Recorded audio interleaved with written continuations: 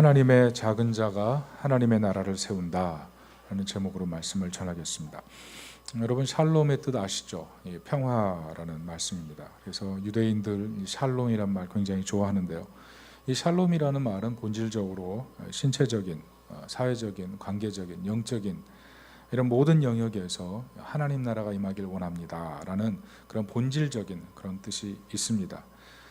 문제는 우리가 이런 샬롬이란 말을 인사하지만 현실에서 이 샬롬을 느끼는 것은 쉽지 않은 문제라는 것이죠. 왜냐하면 어떻습니까? 사람은 기본적으로 야망이 있거든요. 관계를 깨뜨려서라도 성공하고 싶은 그런 야망이 있습니다. 천사 같지만 악마적인 마음의 본성이 있어요. 그래서 성공하지 못하면 성공한 사람 적어도 물어뜯어라서도 내 성공 욕구를 채우려고 하는 것이 인간의 본성입니다. 직접 욕구를 가진 사람은 탁월한 결과를 보여서 사람들에게 인정받을 때 비로소 안정감을 찾는 것, 그게 성공 욕구죠. 그래서 이런 성공 욕구가 가져오는 비굴감, 이것도 굉장히 큰 거예요. 또는 어떤 것이 있습니까? 자아 실현의 문제죠. 어떤 성취를 통해서 나의 존재감이 증명되는 것, 그것으로 사는 것. 근데 문제는 뭐냐면 이런 기본 정서가 우리 사회에 굉장히 어떤 구조의 강력한 틀과 같은데 하나님의 말씀과는 충돌하는 부분이 있다는 거죠. 그래서 우리가 신앙생활할 때 어려운 부분을 경험합니다. 오늘 4절을 다 같이 한번 읽어보겠습니다. 시작. 그러므로 누구든지 어린아이와 같이 자기를 낮추는 사람이 천국에서 큰 자니라. 작은 자, 이 사람이 천국에서는 큰 자다 이렇게 얘기를 하시거든요. 반대로 바꿔 말하면 천국에서 큰 자, 그 사람이 이 땅에서는 작은 자인데 세상에서 큰 자가 어떻게 보면 천국에서 가장 작은 자다 이렇게 말할 수도 있다는 것입니다. 뿐만 아니라 오늘 본문을 잘 들여다보면 이 작은 자, 이 세상에서 작은 자, 이런 사람들을 업신여기는 것이 얼마나 끔찍한 결과를 갖고 오는지에 대해서 예수님께서 강하게 얘기하고 계신다는 것입니다. 그것이 6절부터 10절인데요. 교독해 보겠습니다.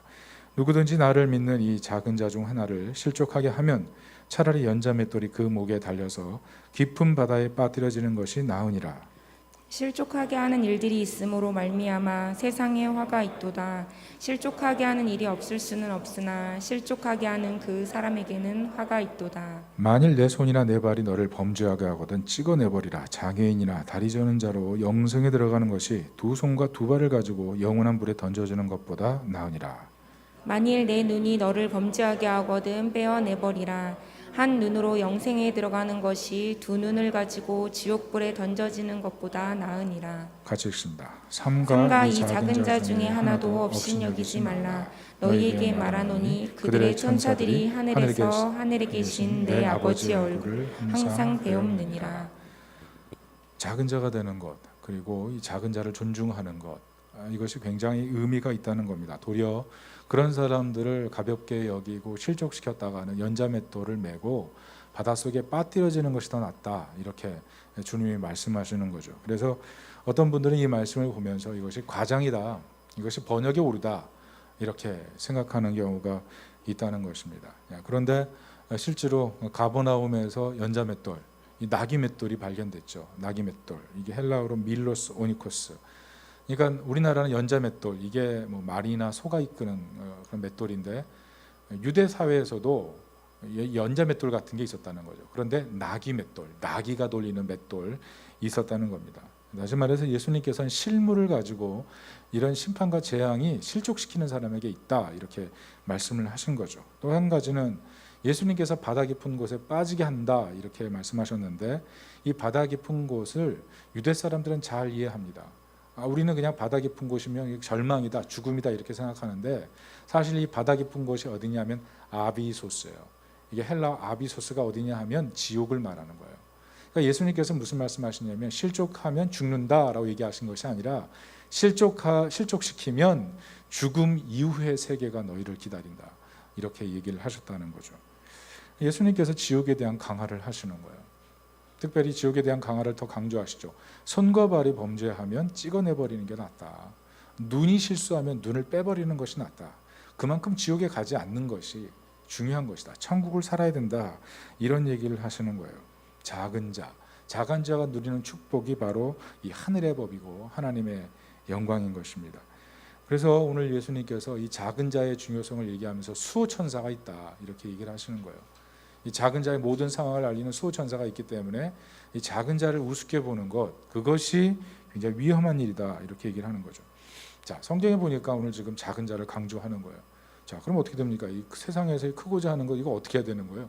어떻게 정리해야 되는 겁니까? 이 굉장히 좀 복잡한 문제 같은데 사실 이 말씀은 하나님 나라 공동체, 하나님 나라를 세워가는 사람들이 가져야 될 굉장히 중요한 멘탈을 얘기하고 있는 거예요. 자, 오늘 성경에서 낮은 자를 강조하고 있는데 어린아이 당시 그 유대 사회에서 어린아이는 굉장히 낮은 위치였어요. 그러니까 수로 헤아리지 않을 만큼 사회적으로 차별받는 계층이었는데 이 어린아이에 대해서 이렇게 작은 자라고도 어린아이를 얘기하시면서 예수님께서 어린아이 세워가지고 이런 어린아이처럼 낮아지는 자가 하늘의 영광을 누린다라고 얘기하신 것도 있지만 예수님께서 얘기하신 실제적인 의미는 어린아이의 의존성에 대한 얘기입니다. 어린아이는 부모가 사라지면 죽은 것 같잖아요. 그런 것처럼 철저하게 하나님만 의지하는 작은 자, 그 사람이 하늘의 법으로 살고 그 사람이 하나님 나라를 살고 그 사람이 하나님의 공동체를 만들어 간다는 거예요. 크고자 하고 높고자 하고 많이 가지고 강하고 그런 사람이 진정한 행복을 누리는 것이 아니다. 그 얘기를 오늘 하신다는 거죠. 그래서 오늘 본문에 보면 4절에 뭐라 그랬어요? 낮추는 사람, 그 사람이 하늘의 법으로 산다 이런 얘기를 했거든요. 이 낮춘다는 의미가 헬라어로 타페이노인데 이게 수치를 당하다는 뜻이에요. 다시 말해서 하나님을 의존하기 위해서 수치를 당하기까지 물러서지 않는 마음, 그 마음이 하늘의 법으로 살게 만든다는 거죠. 자, 그리고 실제로 이렇게 수치를 무릅써가면서 살아갔던 믿음의 사람들이 많습니다. 베드로 같은 경우 어때요? 주님의 무릎 앞에 무릎을 꿇고 주여 나를 떠나소서 이렇게 자기를 부인하죠. 바울 같은 경우에는 모든 성도보다 지극히 작은 자가 바로 납니다 이런 고백을 했죠. 아브라함 같은 경우에는 창세기 18장에 보면 나는 티끌과 같습니다 이런 고백하잖아요. 그런데 이렇게 하나님 앞에 자신을 작은 자로 표현하고 하나님만 절대적으로 의존하는 사람들을 통해서 하나님께서 영광스럽게 일하시는 것들이 바로 성경의 이야기라는 것입니다. 그래서 우리는 성경을 이렇게 정리할 수가 있어요. 이사야 57장 15절을 같이 한번 읽어보겠습니다. 시작. 지극히 존귀하며 영원히 거하시며 거룩하다 이름하는 이가 이와 같이 말씀하시되 내가 높고 거룩한 곳에 있으며 또한 통회하고 마음이 겸손한 자와 함께 있나니 이는 겸손한 자의 영을 소생시키며 통회하는 자의 마음을 소생시키려 함이라. 하나님만 의지하는 하나님의 작은 자, 그 사람이 중요한 존재고 그 사람이 인생에 하나님의 일하심이 있다는 거예요. 하나님만 의지하는 하나님의 작은 자, 그 사람은 하나님이 자신의 인생을 소생시키는 놀라운 은혜의 삶을 살게 된다는 것입니다. 크려고 하고 세상 속에 강하려고 하고 그것이 인생의 사는 법이니까 그거 추구해도 나쁘지 않습니다. 그러나 분명한 것은 하나님이 내 인생을 소생시키는 하나님의 작은 자의 약속을 누리지를 못한다는 거예요. 작은 자의 약속을 누리지 못합니다. 그래서 어떻게 보면 나이가 들면 들수록 하나님 앞에서 영적인 유년기의 인생을 사는 것이 가장 복되다 이렇게 말할 수가 있다는 거죠. 주님 나를 불쌍히 여기소서 나는 하나님 없이는 아무것도 할 수 없습니다. 이런 겸손한 마음이 필요하다는 것입니다. 세상도 사실 크다, 높다, 강하다 이런 거 강조하지만 낮음 이거 굉장히 중요하게 생각합니다. 랄프 와일더 에머슨이라는 교육학자가 그런 말 했죠. 세상이 야속하다 하지 말고 세상에 없어서는 안 될 사람이 되어야 하며 세상이 그들을 찾는 사람이 되라. 무슨 말입니까? 이웃을 위해 섬기는 사람, 세상이 필요한 사람 되기 위해서 자신을 낮추는 사람, 그 사람이 사실은 가장 아름답게 세상을 살 수 있다 이 얘기를 해요. 우리 조선 왕조 500년 역사 속에서도 그런 사람이 있었죠. 숙종 여러분 아십니까? 숙종. 숙종 때 그 무술이 후궁에게서 태어난 아들이 있었어요. 그 아들 이름이 금입니다. 근데 워낙 총명하니까 글 공부를 따로 선생님을 시켜서 공부하게 했는데 책을 너무 좋아하는 거예요. 그래서 왜 이렇게 책을 좋아하십니까? 그랬더니 책이 너무 사랑스럽습니다. 왜 이렇게 사랑하십니까? 그랬더니 나눠주기 위해서 이렇게 책을 열심히 봅니다. 그래서 궁금해서 물어봤어요. 또 한 번. 왜냐하면 왕이라는 것은 궁궐을 지키고 나라를 통치하는 사람이라서 책을 읽는 건데 나누기 위해서 읽는다고 하니까 이상해서 물어본 거예요. 그랬더니 이렇게 대답합니다. 하늘이 누군가에게 귀한 재주를 주었다면 다른 이의 재주를 내게 모아주었기 때문에 제 것이 아닙니다. 제가 해야 될 일은 제 것을 돌려주는 일입니다. 이런 말을 했다는 거죠. 놀랍지 않습니까? 자, 이 말을 누가 했을까요? 이 말은 조선 왕조의 르네상스를 열었다가는 영조대왕의 얘기죠. 영조대왕. 여러분, 작은 자가 되는 마음, 그것이 사실은 세상을 이롭게 하는 원리인 거예요. 크고자 하고 강하고자 하고 그것이 다가 아니라는 거죠. 문제는 오늘날 많은 사람들이 이 낮아짐의 원리가 중요한 것 아는데 신용만 하다 끝난다는 거죠. 겉과 속이 다릅니다. 낮아져요. 그런데 마음속에 낮아짐이 없어요. 높아지기 위해서 낮아지는 거예요. 그러니까 감정에 따라, 의지에 따라, 관계에 따라서 이 낮아짐이 달라지니까 아주 피곤한 거죠. 또 어떻습니까? 반대로 겸손이 낮아지다가 시험 드는 사람 많아요. 왜냐하면 자신은 낮아졌는데 저 사람은 안 낮아지는 것 같거든요. 그러니까 안 낮아지는 저 사람 보고 내가 막 화딱지가 나는 거예요. 그래서 낮아짐이 이 세상을 살아가는 방식으로서는 합당하지 않다라고 결론을 내린 사람들이 많습니다. 그래서 기독교인들 중에서도 아주 획일적인 율법주의자가 돼요. 낮아짐, 그게 하나님 말씀이야. 낮아져야 돼. 낮아져야 돼. 반대로 상대주의자들은 어떻게 합니까? 아유, 그냥 못하는 거니까 그냥 대충 할 때 하고 못할 때 못하는 거야. 이러다 보니까 어떻게 돼요? 기독교인의 어떤 정체성, 이것이 제대로 형성되지 않은 채 그냥 살아가게 된다는 거예요. 그러니까 어떻습니까? 삶이 명확하지가 않은 거예요. 피곤한 거예요. 어쩔 땐 낮아지고 어쩔 땐 한없이 교만해지고 나 자신의 신앙 정체성이 뭔지를 모르는 그런 상태에 돌입할 때가 많다는 거죠. 쉽지 않다는 겁니다. 낮아지는 것. 영조대왕도 어떻습니까? 뭐 탕평책 쓰고 조선왕조 르네상스를 열었다고 하지만 자신의 아들은 관리하지 못했죠. 사도세자. 뒤져서 죽지 않습니까? 무슨 말이에요? 자식에게까지 세상에 필요한 사람을 만들지 못하는 거예요. 여러분, 서론에도 말씀드렸지만 자아실현의 방법, 그리고 인간의 야망, 이게 한계가 있다는 거예요. 인간적인 섬김, 이게 굉장히 중요한 원리인데 우리 인생을 행복하게 하는 방법 중에 하나인데 이게 엄청난 한계를 갖고 있다는 것입니다. 자, 그럼 오늘 본문에 들어가서 본문의 제자들은 어떻습니까? 1절을 한번 읽어보겠습니다. 시작. 그때의 제자들이 예수께 나와 이르되 천국에서는 누가 크니까. 여러분, 여기서 주목할 문장은 그때에라는 말이에요. 그때. 자, 예수님과 오랫동안 다녔던 이 제자들 아닙니까? 예수님의 영광을 봤으니, 예수님의 기적을 봤으니 한없이 겸손해서 예수님만 따라야 되잖아요. 근데 이 제자들이 뭐 하고 있어요? 누가 높으냐 싸움하고 있거든요. 근데 이 누가 높으냐의 싸움이 언제 나왔냐 하면은 그때예라는 놈, 그때에 나왔다는 거예요. 이게 마태복음의 아주 독특한 표현법이에요. 그때예라는 이 표현을 사용해서 과거의 사건과 현재의 사건을 연결시키는 그런 마태의 독특한 표현이에요. 이 그때라는 게 언제냐면 마태복음 17장에 나온 성전세 사건을 얘기하는 거예요. 예수님께서 성전세 내실 때 어땠습니까? 기적을 보이시죠. 그러면서 하시는 말씀이 뭐냐면 왕궁 안에 있는 자녀들은 면세다, 이런 얘기를 하셨거든요.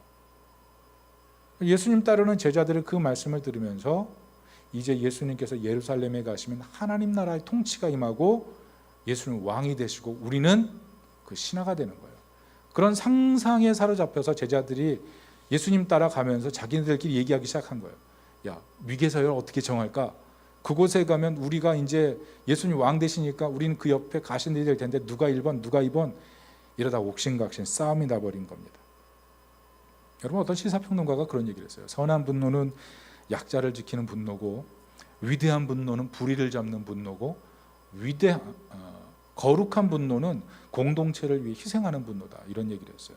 근데 오늘 예수님 그렇게 오래 따라다니는 이 제자들이 하는 분노는 뭡니까? 나를 높이기 위한 분노예요. 근데 사실 이게 우리 현재 이 현대 시대를 살아가는 우리들의 민낯 같아요. 나를 높이기 위한 분노. 이것만 항상 있는 것 같아요. 가정에서도 왜 나를 높여주지 않아? 직장에서도 왜 나를 우습게 봐? 학교에서도 어떻게 하면 내가 정말 최고의 직장에 들어갈 수 있을까? 이런 고민으로 마음에 안달하고 살아가는 게 사실 우리의 모습이라는 거죠. 그래서 예수님께서 지혜를 알려주시는 거예요. 그게 3절입니다. 우리 다 같이 읽어볼게요. 시작. 이르시되 진실로 너희에게 이르노니 너희가 돌이켜 어린아이들과 같이 되지 아니하면 결단코 천국에 들어가지 못하리라. 하나님의 작은 자, 하나님만 의지하는 작은 자, 그 사람이 될 때 이 세상 속에서 결코 흔들리지 않고 살아가게 된다. 이렇게 얘기하시는 거예요. 자, 왜 예수님께서 이렇게 이 작은 자에 대해서 강조를 하실까요? 우리는 이 본문을 통해서 이 작은 자가 돼야 된다는 것에 대한 개념을 이미 우리는 잡았어요. 그렇지만 우리는 좀 더 깊이 생각해 봐야 돼요. 왜 예수님께서 이렇게 작은 자에 대해서 계속 강조하시는 걸까? 그것은 우리 12절부터 14절에 그 이유가 나와 있습니다. 다 같이 한번 교독하겠습니다. 너희 생각에는 어떠하냐? 만일 어떤 사람이 양 100마리가 있는데 그 중에 하나가 길을 잃었으면 그 99마리를 산에 두고 가서 길 잃은 양을 찾지 않겠느냐? 진실로 너희에게 이르노니 만일 찾으면 길을 잃지 아니한 99마리보다 이것을 더 기뻐하리라. 같이 읽습니다. 이와 같이 이 작은 자 중에 하나라도 잃는 것은 하늘에 계신 너희 아버지의 뜻이 아니니라. 무슨 말씀이에요? 양 100마리 먹이는 목자인데 그 중에 한 마리 잃어버려서 한 마리 찾는 좋은 목자 얘기하는 거죠. 근데 이 비유를 하신 이유가 뭐냐면 당시 종교자 지도자들은 양 한 마리 찾는 그런 선한 목자가 아니었다는 거예요. 에스겔서 34장 보면 하나님께서 이스라엘 지도자들을 향해서 뭐라 그러냐면 그 거짓 목자라 그러거든요.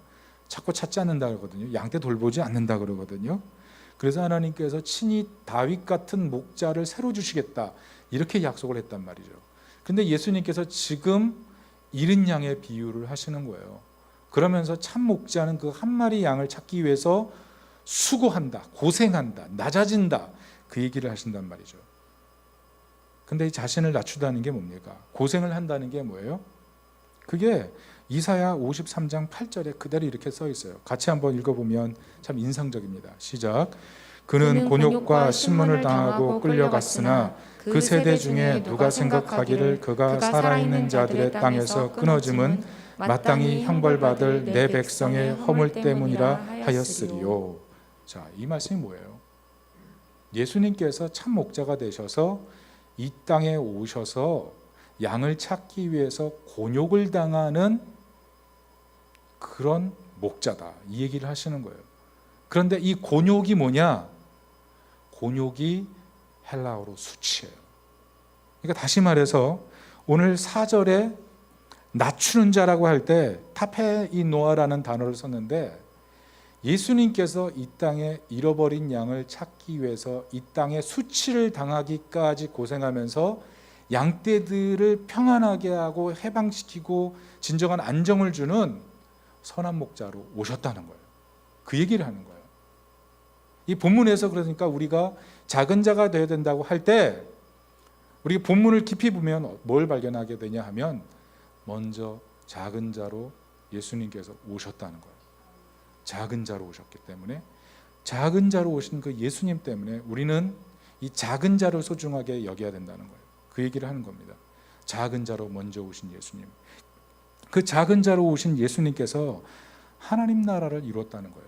그러니까 우리는 좀 여기서 좀 생각을 좀 바꿔야 되는 거죠. 우리는 세속적으로 성공하고 강하고 능력이 있어야 세상 바꾸고 세상을 아름답게 만든다고 하지만 오늘 세상에 가장 작은 자로 오셔서 세상의 참 목자가 되시고 한없이 낮아지신 그분이 세상을 구원하고 하나님 나라를 이뤘다면 하나님의 방식은 낮은 자인 거예요.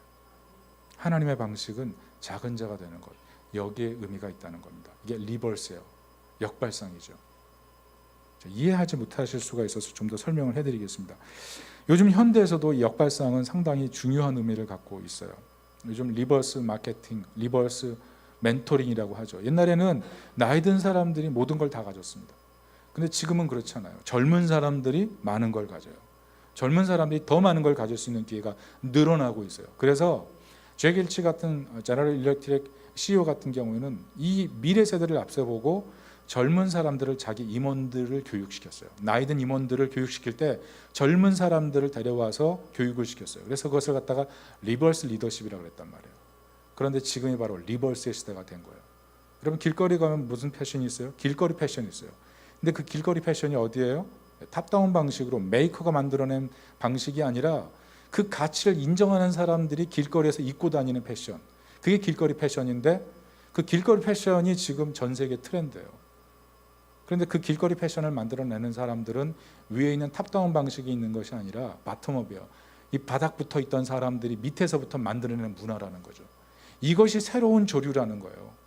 새로운 조류로 이 새로운 사람들이 이끌어 나가는 새로운 문화가 시대를 이끌고 있기 때문에 젊은 사람들에게 배우지 못한 미래 세대가 없다는 거예요. 그래서 앞으로 지금 살고 있는 4차 산업혁명 시대, 그리고 앞으로 다가올 5차 산업혁명 시대를 이해하고 따라가려면 이 새로운 세대를 이해해야 된다는 거죠. 그래서 리버스 멘토링이 지금 막 뜨고 있는 거예요. 여러분, 뭐 지금 당장 유튜브나 인스타그램이나 블로그나 이거 하는 젊은 사람들이 지금 뭐 엄청난 돈을 벌어들이고 있잖아요. 새로운 세대가 열린 거거든요. 그러니까 작은 자가 되는 것은 손해 보는 일이 아니에요. 사실은 우리 현대 시대를 살아가도 도리어 작은 자가 되어서 새로운 시대를 만들어낼 수 있는 엄청난 시대가 열리지 않았습니까? 역발상 이 필요한 거예요. 그런데 복음이 뭐냐면 역발상이거든요. 제가 한 가지 얘기를 더 해드릴게요. 영조대왕 얘기를 잠깐 했는데, 영조대왕이 자기 아들 사도세자를 결국 뒤지어 넣어서 죽게 만들잖아요. 왜냐하면 사도세자가 궁궐 안에서 자그마치 100명 이상의 사람을 죽입니다. 사람을 죽여가지고 머리를 들고 돌아다닐 만큼 광기가 있던 그런 사람이었어요. 굉장히 스트레스도 많고 뭐 여러 가지 얘기가 많아요. 그런데 이게 성리학 시대는 이 유교 사회에서 받아들일 수 없는 일이거든요. 앞으로 왕이 될 사람이 이런 일을 한다. 그렇다면 뭡니까? 그 왕의 자녀도 앞으로 왕이 될 수가 없어요. 그러니까 정조가 굉장히 총명한 왕자였거든요. 영조대왕이 볼 때 참 뛰어난 인물이었단 말이에요. 영조의 눈에 볼 때. 근데 아버지 때문에 정조도 왕이 될 수 없는 거예요. 무엇보다 영조에게는 핸디캡이 있어요. 영조 핸디캡이 뭐냐면 자신이 무수리의 아들이라는 엄청난 핸디캡이 있거든요. 그게 평생 영조를 짓눌렀던 그 상처예요. 그래서 아들만은 잘 커졌으면 하는 그런 바람이 있어서 더 아들에게 관심을 기울였다가 도리어 아들이 망가지는 거죠. 그래서 고통 가운데 결국 어떻게 합니까? 아들을 뒤지어 넣어서 죽게 만들어요. 그런데 그때 영조가 했던 일이 뭐냐 하면 정조도 대신들이 가만 놔둘 리가 없다. 그래서 했던 일이 죽은 맏아들 효장세자의 양자로 사도세자의 아들인 정조를 입적시키는 거예요. 그래서 이 정조가 순혈 왕조의 자녀가 되는 거예요. 새로운 신분을 가지게 된 거죠. 앞선 아버지보다 더 뛰어난 아들이 된 거예요. 그런 순혈의 아들이 돼서 다시 왕위를 계승할 수 있는 자격을 얻게 된 거예요.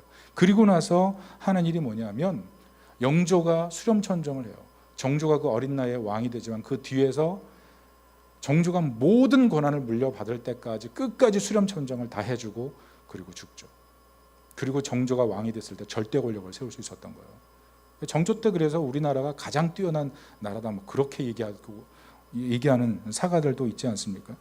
저는 여기에 복음이 있다고 생각해요. 여러분, 복음이 무엇이냐 하면요, 잘 들어보세요. 예수님께서 작은 자로 이 땅에 오셨잖아요. 그런데 작은 자로 오신 그 예수님께서 이제 우리 안에 들어오시는 거예요. 예수님 작은 자셨기 때문에 우리 안에 들어오실 수 있는 거예요. 자, 그럼 뭐예요? 우리 안에 들어오신 예수님의 작은 자 되심으로 인해서 우리가 뭐가 되는 거예요? 삶이 바뀌는 거예요. 우리가 왕의 자녀로 완전히 바뀌는 거예요. 우리 인생이 바뀌는 거예요. 그리고 어떻게 하십니까? 성령께서 우리가 인생의 어떤 크고 작은 여러 가지 삶의 환경에서 묶이지 않고 내가 하나님의 작은 자녀라는 그런 신분의식을 가지고 살 수 있도록 계속 성령께서 도와주시는 거예요. 하나님께서 우리를 보실 때 왕의 자녀로 그렇게 인정을 하도록 만드셨기 때문에 복음은 우리의 삶의 방향과 어떤 자신의 정체성을 완전히 뒤집어서 새롭게 출발하게 만든다는 거예요. 여러분 생각해 보세요. 하나님이 우리한테 그렇게 할 이유가 뭐가 있습니까? 아들을 희생할 이유가 뭐가 있어요? 여러분, 사랑하는 자녀가 죽는 경험을 해보신 분들 있을지도 몰라요. 그게 얼마나 고통스러운 일입니까? 그런데 하나님께서 그 일을 감당하셨거든요. 근데 그만큼 우리를 하나님의 자녀 만들고 싶으셨던 거예요. 하나님이 그렇게 우리를 위해서 모든 것을 내어주시고 예수님 내어주신 거죠. 그 예수님이 이 땅에 오셔서 작은 자로 내어주심을 통해서 우리에게 하나님 나라 백성으로, 하나님 나라의 자녀로, 영광스럽게 왕의 자녀로 살아갈 권리가 획득된 거예요. 여러분, 이게 복음의 능력인 줄 믿습니다. 여러분, 세상은 보세요. 자아 실현이죠. 야망의 실현이죠. 그런데 결과는 뭐예요? 결과는 그래요. 피곤함이에요.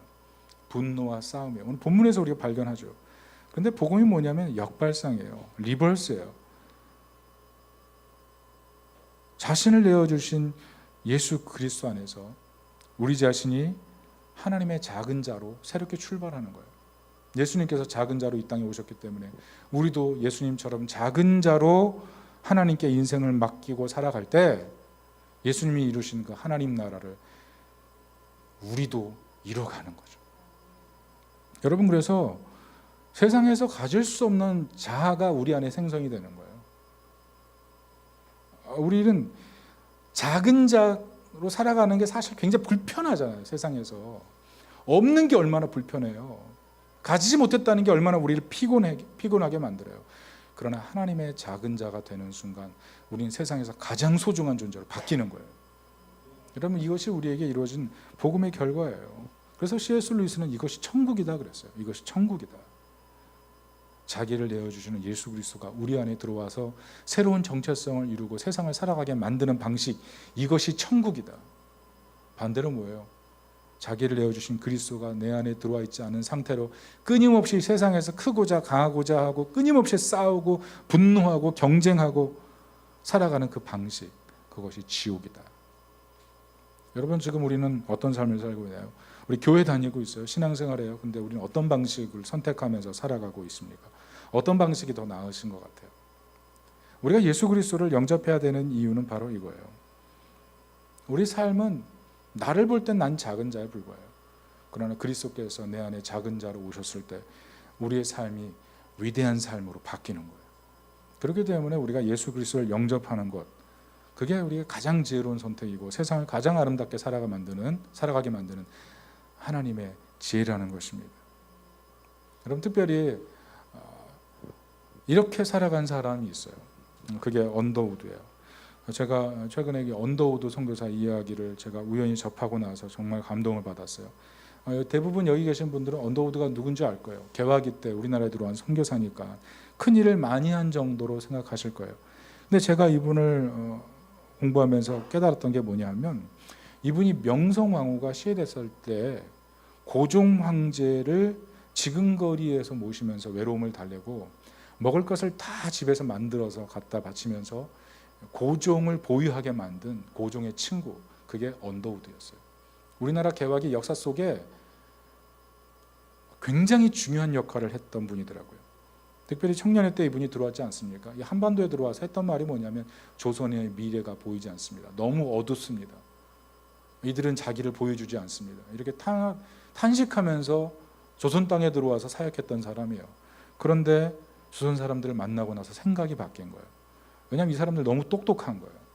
이 사람들 지금은 아무것도 보이지 않는 것 같은데 가르쳐보고 얘기해보니까 하나를 가르치면 열을 깨닫는 사람들인 거예요. 그래서 언더우드가 꿈꾸기를 이 사람들 가르치면 이제 세계를 주도하는 그런 사람들이 되겠다, 이런 꿈을 가지게 된 거예요. 그래서 그때부터 했던 게 뭐냐면 언더우드가 학교 세운 거예요. 경신학교 세우고 연세세브란스 세우고 평양신학교 세워서 사람들 깨우고 사람들을 키워내기 시작한 거예요. 특별히 이분이 얼마나 조선반도를 사랑했냐 하면 한국어 연구를 열심히 해가지고 옥편을 만들었네요. 당시 조선시대 옥편이라는 게 없었어요. 근데 옥편을 만들었어요.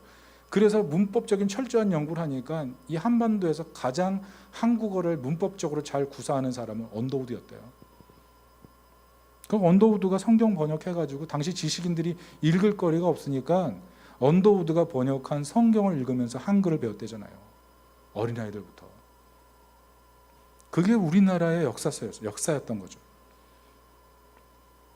이분이 한반도를 너무 사랑하니까 미국까지 건너가서 미국 전체를 돌면서 기부금 거두려고 했대잖아요. 학교 세우려고.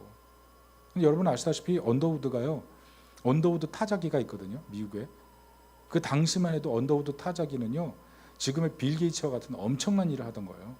그러니까 언더우드 가문이 갑자기 떼부자가 됐단 말이에요. 언더우드가 미국에 돌아가서 전 미국을 돌면서 $5만 받았는데 그때 형이 야 고생한다 그러면서 탁 쥐어준 게 5만 달러예요. 그래서 돌아와가지고 연세대, 지금은 연세대죠. 그걸 연희 전문을 세운 거예요. 이분의 그 마지막 말이 뭔지 아세요? 마지막 유언이 조선에 가고 싶다. 이분이 유언한 것이 참 놀라운데, 이분이 한국에 와서 했던 일이 뭐냐면 너무 고아들 많으니까 고아사역 해가지고 경신학교 세워서 아이들 공부시킨 건데, 그때 누굴 만나냐면 대한민국 임시정부 부총통이었던 김규식 선생을 만나요. 김규식 선생이 5살 고아로 딱 버려져 있는 걸 보고 그분을 데려와서 그때부터 같이 살면서 가르쳤거든요. 근데 유언이 뭐냐 하면 자신의 피부치 많잖아요. 이분도 뭐 가문이 부자니까 나눠줄 거 많잖아요. 그런데 첫 번째 유산 상속자가 누구냐면 김규식 선생님이었어요. 첫 번째 상속인으로 김규식 선생. 제가 이 언더우드의 스토리들을 연구하면서 참 가슴이 뭉클하더라고요. 정말 한반도를 사랑했구나, 한국을 사랑했구나. 이분이 없었으면 어떻게 됐을까, 이런 생각이 들었어요. 한국의 미래를 바꾼 거죠. 여러분, 언더우드는 어떻게 보면 세상적으로 크고 강하고 어떤 세속적인 질서를 거슬러서 온 사람이에요. 작은 자가 돼버렸죠. 그런데 그 사람이 하나님의 작은 자가 됐을 때 한 나라의 미래를 바꾸는 그런 기념비적인 인생을 살 수가 있었다는 거죠. 여러분, 작은 자가 되는 것은 그래서 결코 초라한 선택이 아니에요. 특별히 그것이 하나님의 작은 자라고 하면 작은 자로 끝나는 것이 아니라 영광스럽고 아름다운 삶을 살아가게 되는 줄 믿습니다. 여러분, 우리가 그런 선택을 하고 살아가야 되는 거예요. 세상을 바꾸는 힘, 우린 세상 바꾸려고 강하고 키우고 무엇인가를 계속 하잖아요. 그게 나쁘다는 얘기가 아니에요. 그러나 정말 지혜로운 방식은 하나님의 작은 자가 되는 거예요. 하나님의 작은 자, 하나님을 전심으로 의지하고 하나님을 따르고 복음 안에서 그리스도가 내 안에 작은 자로 오셔서 내 정체성을 바꾸시고 그 정체성 안에서 인생을 살아가는 하나님의 작은 자, 그 하나님의 작은 자가 될 때 삶이 변화된다는 것입니다. 오늘 분명히 예배드리러 오신 분들 중에 지금 내 삶을 바라보면서 내가 작은 자입니다라고 생각하는 분이 있을 거예요. 목사님, 작은 자의 삶을 아십니까? 이것이 내게 얼마나 고통인지 아십니까? 말하는 분이 있을 거예요. 그런데 하나님의 작은 자로 사는 것, 거기서 진정한 위대함이 출발할 수가 있어요. 여러분, 하나님의 나라를 세워가는 하나님의 손에 붙들린 사람이 되면 사실 얼마나 더 고귀하고 가치 있게 쓰임받는 것입니까? 여러분, 하나님의 작은 자가 된다고 여러분 모든 것을 희생하라는 얘기 아니에요. 제 말씀은 더 우월하고 더 고귀하고 더 가치 있는 방식을 얘기하는 거예요. 그게 성경에서 우리에게 요구하는 방식이라는 거예요. 여러분, 생각해 보십시오. 나는 어떤 사람입니까? 나는 작은 자입니까? 아니면 크기만을 위해 싸우는 그런 사람입니까? 하나님의 작은 자로 살고 있습니까? 아니면 내 존재감을 증명하기 위해서 오늘도 이를 악물고 살아야 되는 그런 사람입니까? 여러분, 너무 피곤하지 않아요? 하나님의 작은 자, 그리스도께서 내 안에 오셨기 때문에 나의 정체성이 너무나 소중해지고 이제는 하나님의 왕통으로 살아가는 영광스러운 존재, 그게 우리가 된 거예요. 여러분, 결코 작은 자는 초라하지 않아요. 하나님의 작은 자는 영광스러워요. 여러분, 이런 믿음과 소망을 가지고 살아갈 수 있길 바랍니다. 분명한 것은 크고자 하는 길에 크는 길도 있어요. 그러나 분명한 것은 우리가 할 수 없는 한계선에 다다를 때 여러분, 무엇을 의지해야 그 한계를 넘어설 수 있습니까? 그 한계를 넘어설 수 있는 방법 우리에겐 없어요. 그런데 우리 안에 작은 자로 오신 예수 그리스도, 그분 안에서 하나님의 작은 자가 될 때 우린 사실 세상보다 더 영광스럽게 살아가는 진정한 하나님 나라 백성이 되는 거예요. 그런 하나님의 작은 자 되시기를 예수님의 이름으로 축원합니다. 아멘. 우리 찬양 하겠습니다. 그 사랑만으로 찬양하겠습니다.